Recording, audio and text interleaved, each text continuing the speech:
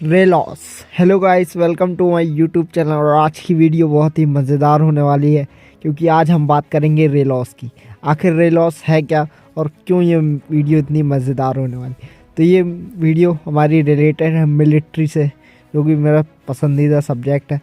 भारत रूस एक दूसरे का मिलिट्री बेस इस्तेमाल कर सकेंगे और इस समझौते का नाम है रेलॉस। रक्षा समझौते को रूसी संसद में मंजूरी मिल चुकी है। पुतिन के भारत दौरे से पहले ऐलान। रूस की संसद के निचले सदन, स्टेट ड्यूमा कहा जाता है जिसे, ने मंगलवार को भारत और रूस के बीच एक सैन्य समझौते जिसका नाम है रेलॉस RELOS को मंजूरी दे दी है।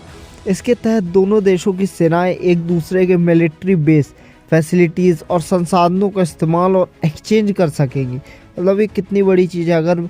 अगर रशिया का कोई बेस अमेरिका के पास है, रशिया को कोई बेस अफ्रीका में है, तो भारत उसका इस्तेमाल कर सकेगा। भारत का कोई बेस श्रीलंका में है, भारत का कोई बेस अगर चाइना में है, तो रूस से इस्तेमाल कर सकेगा।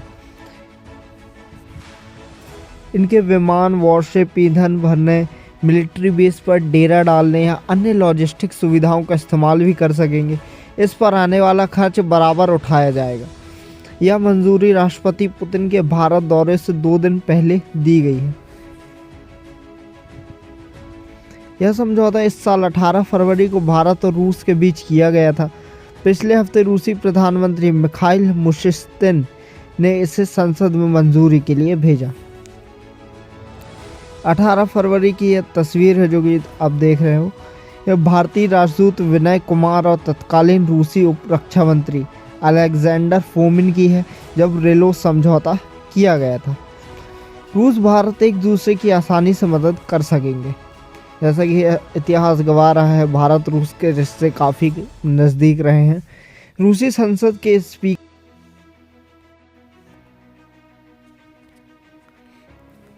रूस और भारत एक दूसरे की आसानी से मदद कर सकेंगे।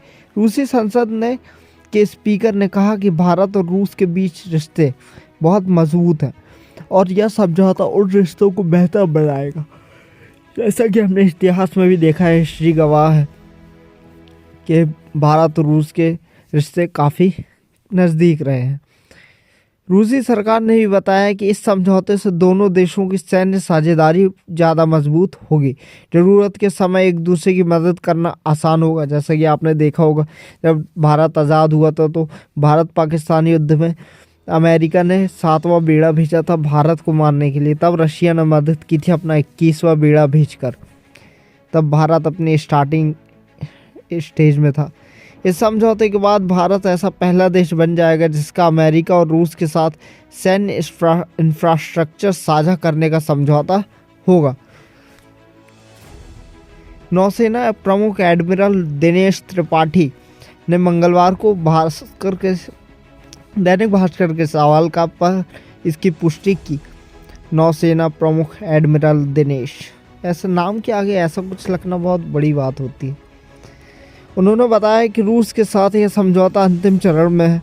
इससे अमेरिका रूस के बीच सैन्य टकराव की नौबत पैदा नहीं होगी, लेकिन टकराव तो होना ही है एक दिन। जंग के समय मिलिट्री बेस इस्तेमाल करने की इजाज़त नहीं। इस समझौते के तहत जंग या किसी सैन्य संघर्ष के दौरान मिलिट्री बेस इस्तेमाल करने की इजाज़त नहीं होगी। यह सिर्फ logistic support, peace time military cooperations के लिए इस्तेमाल होगा।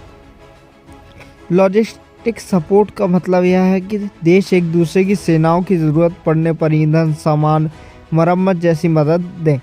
वहीं पीस टाइम मिलिट्री कोऑपरेशन का मतलब यह है कि शांतिपूर्ण समय में देशों की सेनाएं मिलकर ट्रेनिंग सहयोग कर सकती हैं।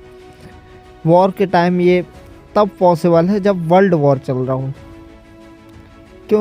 क्यों है खास रेलॉस? इसकी कुछ इसमें सबसे ख़ास चीज़ें क्या है इसकी खासियत जो इसे सबसे अलग बनाती है? जैसे कि आपने सुना होगा NATO.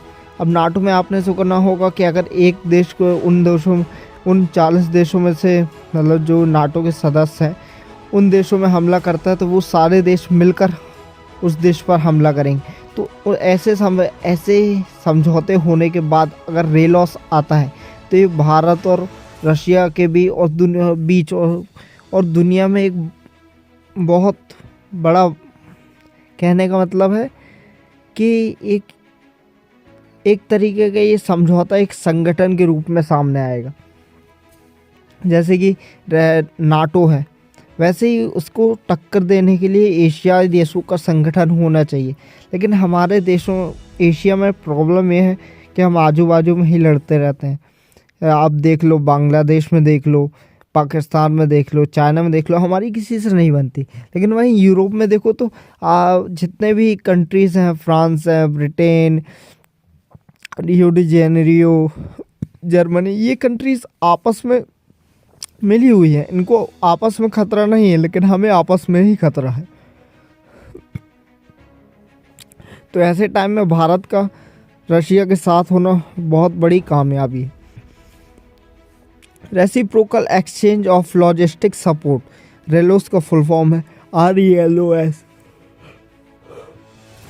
Reciprocal exchange of logistic support को दोनों देशों की रणनीतिक साझेदारी में अब तक के सबसे अहम रक्षा समझौतों में से एक माना जा रहा है।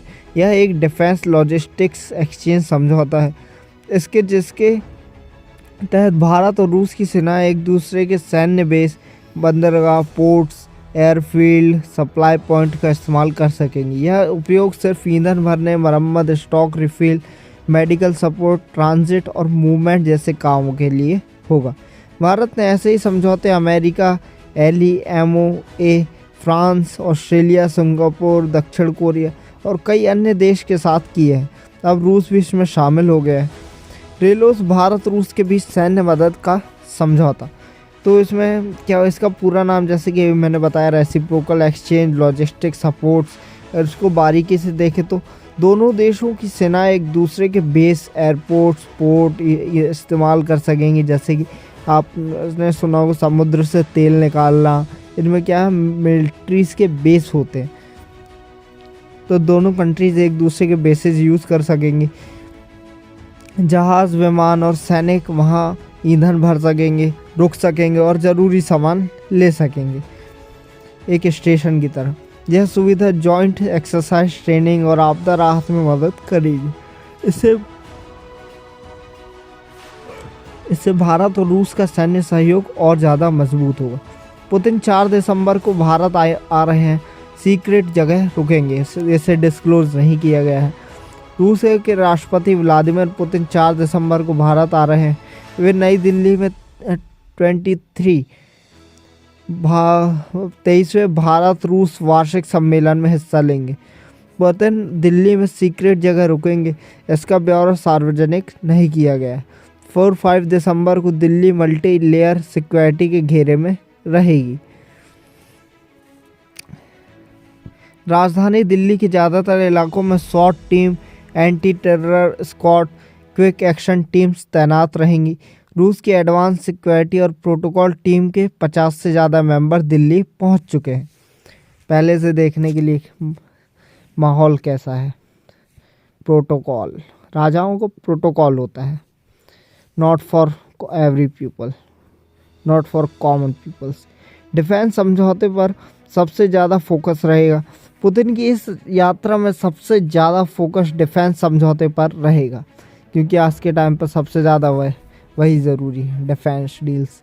रूस, क्योंकि अब पहले युद्ध होते थे, एक कंट्रीज का युद्ध होता था दूसरी कंट्री से, बट अब युद्ध होगा तो वो सिर्फ एक कंट्री का दूसरी कंट्री से नहीं होगा, अब होगा वर्ल्ड वॉर। अब टाइम चेंज हो चुका है। वो भारत को अपना सुखोई 57 स्टील्थ फाइटर जेट देने के लिए तैयार है। रूस पहले ही कह चुका है कि हम भारत को अपना Sukhoi 57 Su-57 stealth fighter jet देने के लिए तैयार है। यह रूस का सबसे एडवांस लड़ाकू विमान है। भारत पहले ही अपने वायुसेना बेड़े को मजबूत करने के लिए नए विकल्प तलाश रहा है, क्योंकि अभी की न्यूज़ में आपने काफ़ी सुना होगा तेजस का गिरना और ऑपरेशन सिंदूर में हमारा MiG-21 का गिरना। तो ये भी सवाल खड़े करता है कि कितना मजबूत है हमारा नौसेना बेड़ा, वायुसेना बेड़ा। इसके अलावा भविष्य में S-500 पर सहयोग, ब्रह्मोस मिसाइल का अगला वर्जन, दोनों देशों की नौसेनाओं के मिलकर वॉरशिप बनाने जैसी योजनाओं पर बातचीत होने की उम्मीद है। भारत के टॉप 3 हथियार सप्लायर में देखें तो रूस 36%, फ्रांस 33%, अमेरिका 13%। यही तो कुछ चीज़ें हैं जो हमें पीछे करती हैं कि हम टेक्नोलॉजी खरीद रहे हैं, और जब तक हम टेक्नोलॉजी खरीदेंगे हम कभी आगे नहीं निकल पाएंगे। हमें टेक्नोलॉजी बनानी होगी। और क्यों हम पीछे हैं टेक्नोलॉजी बनाने में? क्योंकि हमारा ध्यान फालतू चीज़ों पर है और हमारा ध्यान भटकाए हुए है हमारी सरकार। रूसी S-400 मिसाइल डिफेंस सिस्टम खरीदने की उम्मीद। न्यूज़ एजेंसी PTI के मुताबिक भारत की रूस से कुछ और S-400 मिसाइल डिफेंस सिस्टम खरीदने पर बातचीत हो सकती है, क्योंकि यह पाकिस्तान के खिलाफ हुए ऑपरेशन सिंदूर के दौरान काफ़ी प्रभावी रहे। लेकिन पाकिस्तान वो नहीं है जिसके लिए हम लड़ाई की तैयारी कर रहे हैं। हमारा कंपटीशन पाकिस्तान से नहीं, हमारा कंपटीशन है चाइना से, हमारा कंपटीशन है अमेरिका से, हमारा कंपटीशन है खुद से, हमारा कंपटीशन टेक्नोलॉजी से कंपटीशन। ऐसे 5 सिस्टम की डील पहले ही हुई थी, जिनमें से 3 भारत को मिल चुके हैं। चौथे स्क्वाड्रन की डिलीवरी रूस यूक्रेन युद्ध के कारण रुकी हुई है। S-400 टाइफम्स रूस का एडवांस मिसाइल सिस्टम है, जिसमें 2007 में लॉन्च किया गया था। यह system fighter jet, ballistic cruise missile, drone और स्टील्थ विमानों तक को मार गिरा सकता है। यह हवा को इस तरह के खतरों से बचाव के लिए एक मजबूत ढाल की तरह काम करता है। दुनिया के बेहद आधुनिक एयर डिफेंस सिस्टम में इसकी गिनती है। ब्रिटिश, फ्रेंच और जर्मन राजदूत ने पुतिन के खिलाफ आर्टिकल लिखा। वहीं दूसरी तरफ रूस के राष्ट्रपति व्लादिमीर पुतिन की भारत यात्रा से ठीक पहले एक बड़ा विवाद शुरू हो गया, जो कि होना ही था। यूरोप, अमेरिका अक्सर इस चीज़ का विरोध करता है कि भारत और रशिया के इतने करीब क्यों हैं। ब्रिटेन, फ्रांस और जर्मनी के राजदूतों ने एक भारतीय अखबार में लेख लिखकर रूस पर आरोप लगाया है कि उसने यूक्रेन पर बहुत कठोर तरीके से हमला किया है। वह शांति की कोशिशों को गंभीरता से नहीं ले रहा। जबकि 2 दिन पहले ही न्यूज़ आई कि यूक्रेन ने जिस पर कठोर तरीके से हमला किया गया, उसी यूक्रेन ने रूस के 2 ऑयल टैंकर शिप को निशाना बनाया और ड्रोन अटैक की। इस लेख में यह भी कहा गया कि रूस साइबर हमलों और गलत सूचनाओं के जरिए दुनिया में अस्थिरता फैलाने की कोशिश कर रहा है। भारत के विदेश मंत्रालय के अधिकारियों ने इस आर्टिकल पर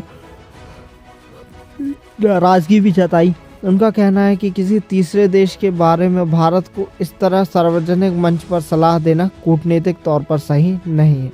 ऐसे कदम स्वीकार नहीं किए जा सकते। पूर्व विदेश सचिव कंवल सिब्बल ने भी इस लेख की आलोचना की। उन्होंने कहा कि यह लेख भारत के आंतरिक मामलों में दखल जैसा है। इसका मकसद भारत में रूस के खिलाफ माहौल बनाना हो सकता है।